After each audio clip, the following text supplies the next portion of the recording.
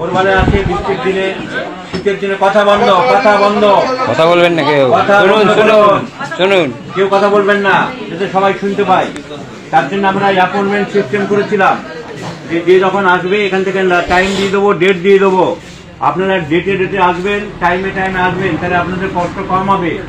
আজকে যে দেখলো এই ভদ্রলোক দেখে গেল, আমি ওকে বলতাম যে আপনি 3 মাসের ওষুধ নেবেন, এটা হচ্ছে ফেব্রুয়ারি 10, 11, আপনি মার্চ, 11, এপ্রিল, মে মাসের 11 তারিখে আসুন। ওটাকে ওই দিন আমি থাকবো না। আচ্ছা 12 তারিখে পারবেন? পারবো। 12 তারিখে ডেট দিতাম। কেউ বললো যে আমি বিকালের দিকে সুবিধা, বিকালে দিতাম। সোদপুরের লোক একটা দেখা হয়ে গেল, বললাম আপনি তো সোদপুরে থাকেন, আপনি সন্ধ্যের দিকে আসেন, সকালের দিকে আমি জঙ্গলমহল, বকখালি এসব ছাড়ি। সে রাজি হয়ে গেল, এইভাবে সুবিধা হচ্ছিল। কিন্তু এই পদ্ধতি আর করা যাচ্ছে না। তার কারণ এখানে আমরা 50-60 জন করে নাম দিতাম, যা পারবো মোটামুটি।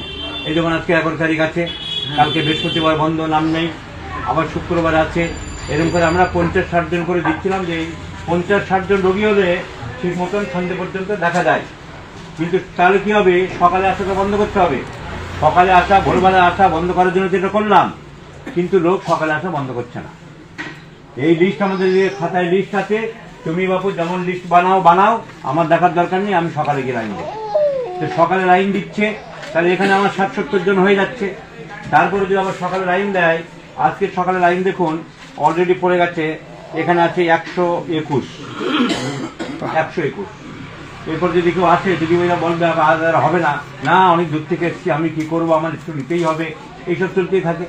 একজন আমাকে ওই বড়বাবু পাঠিয়েছে, আমাকে ওই ওই মালিকের চিঠি নিয়ে আসো, এইসব চলতে যাচ্ছে। তাহলে 122 আর ওখানে 60-70, তাহলে এত রোগী তো দেখা একটা মানুষের পক্ষে সম্ভব না, ভালো করে দেখাও যাবে না। তো তাহলে কি হবে? তাহলে সকালে প্রত্যেক দিনই এই জিনিস করছে লোকে, তাহলে আমাকে একটা বাতিল করতে হবে। তাই আমরা অ্যাপয়েন্টমেন্ট সিস্টেম আবার বাতিল করেছি। তাহলে আমি অলরেডি আগের থেকে 60-70 জন দিচ্ছি, আবার 100-150 লোক চলে আসছে, সংখ্যা বেড়ে যাচ্ছে। তাহলে এই হিসেবটা আমার কাছে রাখার দরকার নেই। যে যেমন আসছে সেটাই যখন সবাই গাইড ধরে করছে, তাহলে সেটাই চলবে। কিন্তু আমি যাদের অ্যাপয়েন্টমেন্ট নিয়েছিলাম, মার্চ পর্যন্ত নেওয়া আছে, আরো 2 মাস, মানে ফেব্রুয়ারি মার্চ, তাদের তো দেখতে হবে। তাদের যারা বাড়িতে বসে অ্যাপয়েন্টমেন্ট করেছে, তাদের তো সে একটা প্ল্যান প্রোগ্রাম করে রেখেছে, ওই তারিখে ডাক্তারখানায় যাবো, তাকে বাদ দিতে পারবো না।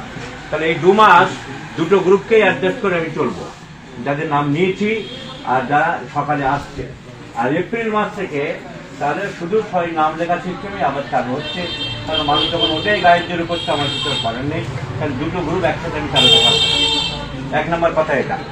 2 নম্বর কথা হচ্ছে, অনলাইনে যে চিকিৎসা করতাম আমরা, তাতে অনেকে টাকা জমা দিয়ে কখন কে জমা দিচ্ছে আমার পক্ষে দেখা সম্ভব না। আমি কথা বলছি, ফোন পেতে টাকা জমা দিয়ে দিল, আমি জানলাম না। 6 মাস পরে, 3 মাস পরে গিয়ে বলছে আমি কবে টাকা জমা দিয়েছি, আমার এখনো দেখা হচ্ছে না কেন? সেই আমার পক্ষে যেতে সম্ভব না। সেই জন্য অনলাইনে কি দেখবো না, দেখবো। অনলাইনে অনেক সুবিধা হয়। একটা লোক এখান থেকে দেখে গেল, দার্জিলিংয়ে বাড়ি, সে বলে আমি ভালো আছি, বিশেষ কিছু বলার নেই, আমি বাড়িতে বসে ওষুধটা পেলে সুবিধা হয়। তাহলে সে অনলাইনে, এখন অনলাইনের যুগ, ভোটেও বিক্রি হচ্ছে অনলাইনে, তা সে বাড়িতে বসে পেতে পারে। কিংবা বৃদ্ধ বাবা মা, তাকে ছেলে আনতে পারছেন না, ভিডিও কলে অনলাইনে, মানে কি একই তো চিকিৎসা। এখানে চেয়ার টেবিলের সামনে বসে কথা বলছেন, ওখানে বাড়িতে ঘরে বসে কথা বলছেন, আমি কথা বলছি। এখানে জিপটার সামনে দেখাচ্ছেন, ওখানে ভিডিওতে ক্যামেরায় দেখছি, অসুবিধা কিছু হয় না। তাহলে এই চিকিৎসা আমরা এখন ওইভাবে না করে, ওটা আমাদের ভুল হচ্ছিল কি, কে কখন জানাচ্ছে, কে কখন লিখছে, আমি বুঝতে পারতাম না।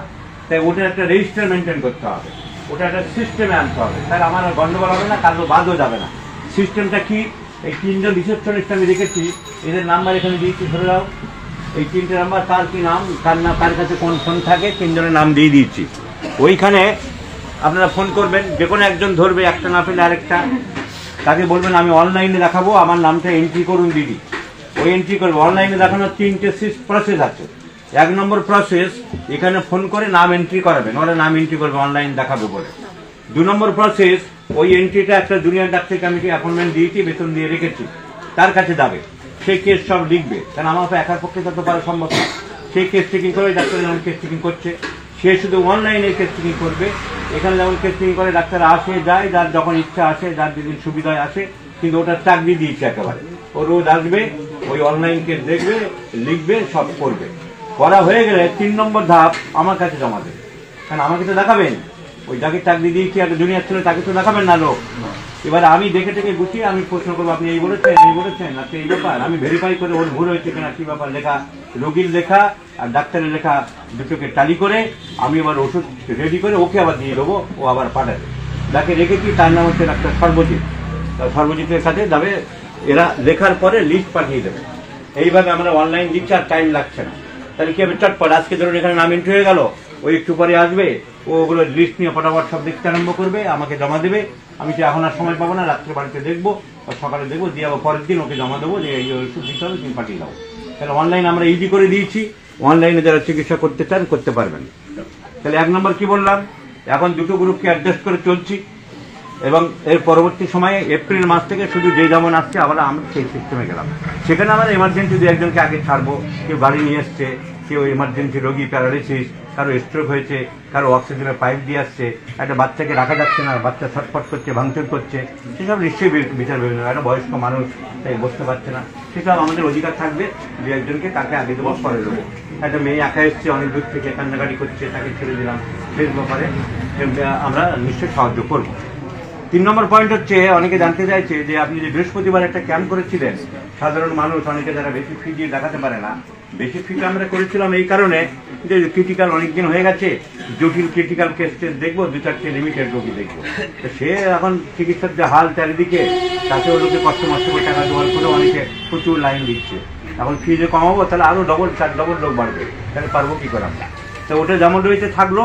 এমনি সাধারণ মানুষদের কথা চিন্তা করে আমি 500 টাকায় একটা স্কিম করেছিলাম, বৃহস্পতিবারের করে দেখতাম আমার ছুটির দিনে, কিন্তু সেইটা নিয়ে ওখানে গন্ডগোলটা আরম্ভ হয়েছিল। বহুত লোক জমে যাচ্ছিল, 400, 500, 600, 700 পর্যন্ত। তাতে কি হচ্ছিল, বিশৃঙ্খলা তৈরি হচ্ছিল।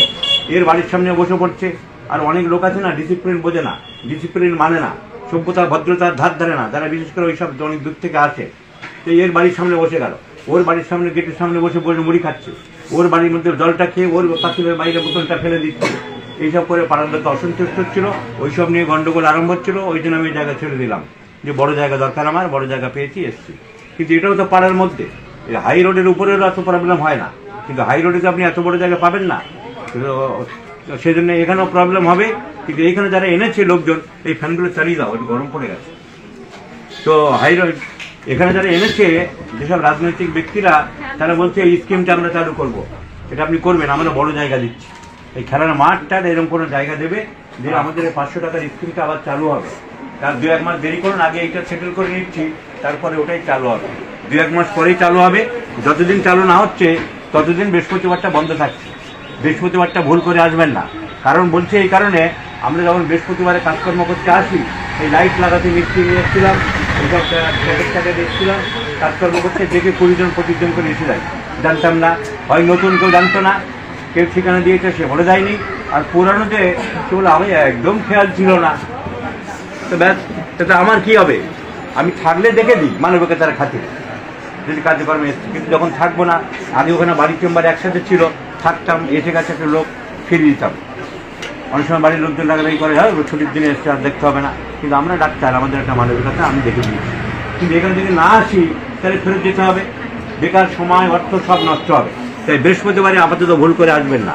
আর মাসের শেষ 4 দিন বন্ধ রাখছি, এটা খেয়াল রাখবেন। টানা 4 দিন বন্ধ থাকছে, টানা 4 দিন বন্ধ রাখা কি ভালো? নিঃসন্দেহে ভালো না। টানা 4 দিন অসুবিধা হবে, আমার পক্ষে খুব একটা অসুবিধা হবে না, তার কারণ আমার তো জটিল ক্রিটিক্যাল রোগ বেশি। জ্বর সর্দি কাশি যারা নতুন প্র্যাকটিস করছে, সেই সব কাজে অসুবিধা হবে। আজকে জ্বর 4 জ্বরের ওষুধ দিল, কালকে দেখাতেই হবে, আমার তো সেরকম কিছু নেই। কিন্তু আমি করলাম এই কারণে, আমি কিছু বইপত্র লেখে হাত দিয়েছি। আপনারা সবাই জানেন মোটামুটি আমি পড়াশোনায় ছিলাম, মোটামুটি ভালো, বইপত্র এতদিন পড়াচ্ছি, লেখাপড়া করেছি। তাই ভবিষ্যতে হোমিওপ্যাথির জন্য কিছু বইপত্র পাবলিশ করছি, সেইগুলো খাপছাড়া হয়ে যাচ্ছে। যখনই সময় পাচ্ছি তখনই কাজ করাতে গেলে খাপছাড়া হয়ে যাচ্ছে।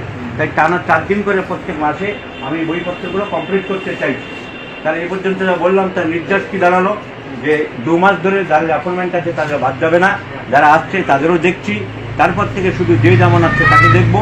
বৃহস্পতিবারটা আপাতত বন্ধ আছে, ক্যাম্পটা আবার চালু হবে, একটু ধৈর্য ধরুন।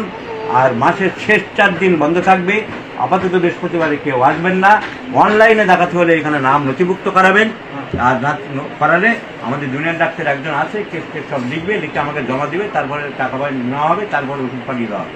আর এমনি যে কোনো ব্যাপারে কিছু প্রশ্ন থাকলে জিজ্ঞাসা করলে অহেতুক বিড়ম্বনার সৃষ্টি না করে আমাদের এই 3টি মেয়ে থাকে, এরা খুবই ভালো। এই ফোন নাম্বারে আপনি যোগাযোগ করবেন। কেউ যদি খারাপ ব্যবহার করে, কারোর কথা ভালো লাগবে না, রেকর্ড করে রাখবেন, আমাকে দেখাবেন, নাম বলে দেবেন যে এই করেছে। কেননা অনেক কিছু আর এদের ঘরে মিথ্যা দোষটা পায় যে এই বলেছে ওই বলেছে, সে তো ঠিক না। এটা তো আননেসারি কেউ খারাপ ব্যবহার করবে না। যদি সত্যি করে থাকে আমাকে ডকুমেন্ট দেবেন, তাহলে আমি বলতে পারবো যে তুমি এই কাজটি করেছো। আর একটা সিস্টেম চালু করেছি, এই যখন খুব বেশি ভিড় বেড়ে যাচ্ছে তাদের মধ্যে যাদের 1 মিনিট বা হাফ মিনিটে বলার কথা আছে, বেশি কিছু বলবো না, আমি ওষুধ খেয়ে ভালো আছি, আমার ওষুধ সকালে একটু রিপিট করে দিলে হয়, তাদের আগে ছেড়ে দিচ্ছি, তাহলে কি হবে সবাই বুঝতে পারবে ধীরে সুস্থে বলবো করবে। সেরকম যদি কেউ দেখাতে চান আসেন, ফটাফট ছেড়ে দিচ্ছি। লাইন দিয়ে দাঁড়াতে হবে।